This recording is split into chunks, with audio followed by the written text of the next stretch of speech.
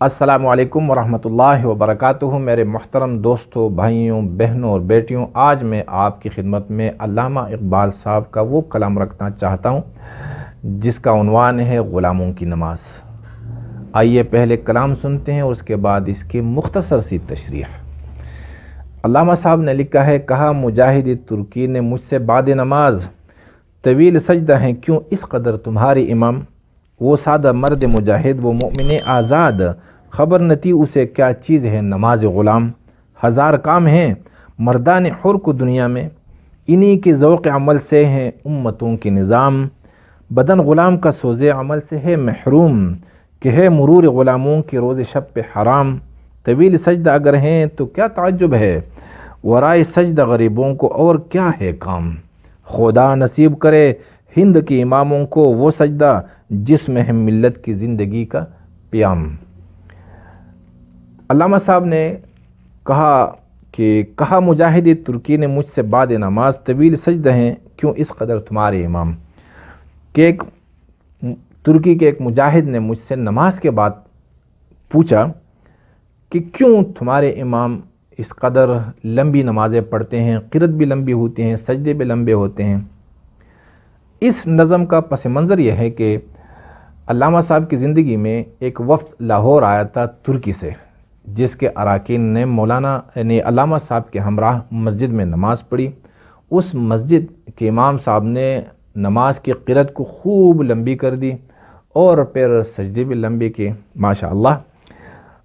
تو اسی پر وفد کے ایک رکن نے علامہ صاحب سے سوال پوچھا، تو علامہ صاحب اس سوال کے جواب میں ہمیں کیا تعلیم دینا چاہتے ہیں؟ وہ سادہ مرد مجاہد، وہ مومن آزاد، خبر نہ تھی اسے کیا چیز ہے نماز غلام۔ یہ مرد مجاہد اور آزاد مومن کیوں علامہ صاحب نے ترکیوں کے بارے میں کہا؟ کیونکہ ترکی ایک ایسی قوم ہے جو صدیوں سے پوری دنیا کی آقا چلتی آ رہی تھی۔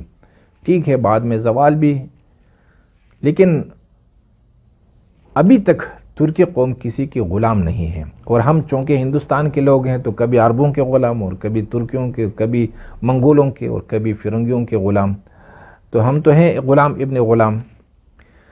اس لیے انہوں نے یعنی جو لفظ استعمال کیا مرد مجاہد اور آزاد مومن، تو یہ ترکیوں کو یعنی ان کو تو غلامی کا پتہ ہی نہیں تھا، کیونکہ نسل در نسل وہ آقا تھے۔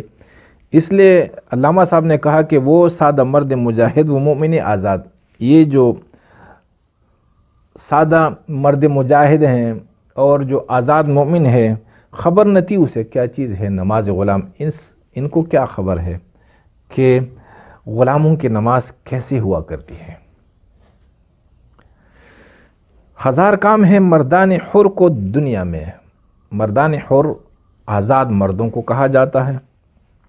جو آزاد مرد ہوتے ہیں ان کے ذمے دنیا کے ہزار کام ہوا کرتے ہیں، ایک ایک کام انہوں نے نمٹانا ہوتا ہے۔ انہی کے ذوق عمل سے ہے امتوں کی نظام، کیونکہ انہی کے ذوق عمل سے، ذوق ذائقہ سے نکلا ہے، عمل کام اور محنت کو کہا جاتا ہے۔ انہی کی محنت اور مشقتوں کا نتیجہ ہے، ان کی یعنی محنتوں کی برکت سے قوموں کے یعنی قوموں کی زندگیوں کے نظام چل رہے ہوتے ہیں۔ اس کے برعکس کیا ہے؟ بدن غلام کا سوز عمل سے ہے محروم، کہ ہے مرور غلاموں کے روز شب پہ حرام۔ اب دیکھیے، ہزار کام ہے مردان حر، یعنی اس سے پہلے مردان حر کا ذکر کیا علامہ صاحب نے۔ جو آزاد مرد ہوں ان سے تو یعنی پوری دنیا کے جو مطالبے ہوتے ہیں، تقاضے ہوتے ہیں، آزاد مردوں سے ہوتے ہیں۔ بھئی آپ نے یہ کرنا ہے، آپ نے یہ کرنا ہے، آپ نے یہ کرنا ہے۔ جو غلام ہو بیچارہ، جو اپنی جگہ سے ہل نہیں سکتا، جسے اپنے بدن پر اختیار نہ ہو، اپنے وطن پر اختیار نہ ہو، وطن اس کا لیکن اختیار نہیں ہے، بدن اس کا لیکن اختیار نہیں ہے اس کا اپنا، تو یہ اس کا جو بدن یعنی غلام کا سوز عمل سے ہے محروم۔ کیا یعنی جو غلام کا بدن ہے وہ سوز کہتے ہیں جذبے کو، یعنی عمل کے جذبے سے محروم رہا کرتا ہے۔ غلاموں کا بدن، کیونکہ اس کے اپنے بدن پر اختیار نہیں، اس کا اپنا بدن دوسروں کے اختیار میں ہے، تو اس لیے عمل کا جذبہ اس کے دل میں نہیں ہوتا، اور اس کا بدن عمل کے جذبے سے محروم رہا کرتا ہے۔ کہ ہے مرور غلاموں کے روز شب پہ حرام، کیوں؟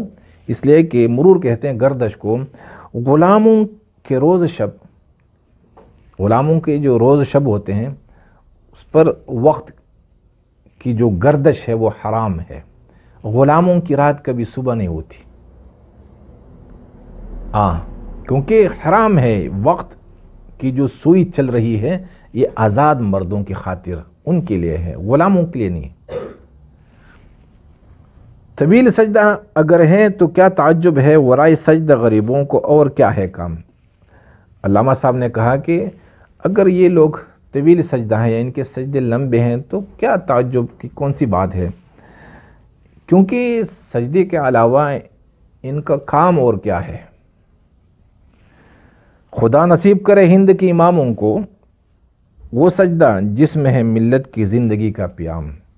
پھر علامہ صاحب دعا دیتے ہیں کہ یا اللہ ہند کے اماموں کو وہ سجدہ نصیب کیجیے گا جس میں ملتوں کی زندگی کا پیغام ہوا کرتا ہے، یعنی جس سجدے سے قوموں کی زندگی بنتی ہے۔ یہ سجدے نہیں جو اوقات کا ضیاع ہے، جو وقت کا خسارہ ہے، نہیں، وہ سجدے جس میں ایک ایک ساتھ، ایک ایک سیکنڈ، ایک ایک لمحہ قیمتی بنے اور جو قوموں کو ایک نئی زندگی عطا کر لے۔ میرے محترم دوستو بھائیوں، اس کلام میں علامہ صاحب نے نماز کو عمل ثابت نہیں کیا، اور نماز عمل ہے ہی نہیں۔ ہماری پوری امت نے نماز کو ایک عمل کا درجہ دے رکھا ہے، اور نماز عمل ہے اور نماز کے لیے پھر مسجدوں کا انتظام۔ تو میرے بھائی، نماز عمل نہیں ہے اور مسجد نماز کے لیے نہیں ہے۔ مسجدوں کا فلسفہ کچھ اور ہے، نماز کچھ اور چیز ہے۔ اس پہ انشاءاللہ میں کسی اور موقع پر بات کر لوں گا۔ اب تک اتنا کافی ہیں۔ اگر آپ کو یہ باتیں پسند آئی ہوں تو دوسروں تک پہنچا دیجئے، اور ساتھ ساتھ میں جو چینل ہے اس کو سبسکرائب کیجئے گا تاکہ تبلیغ دین میں آپ کا بھی حصہ ہو جائے۔ جزاکم اللہ۔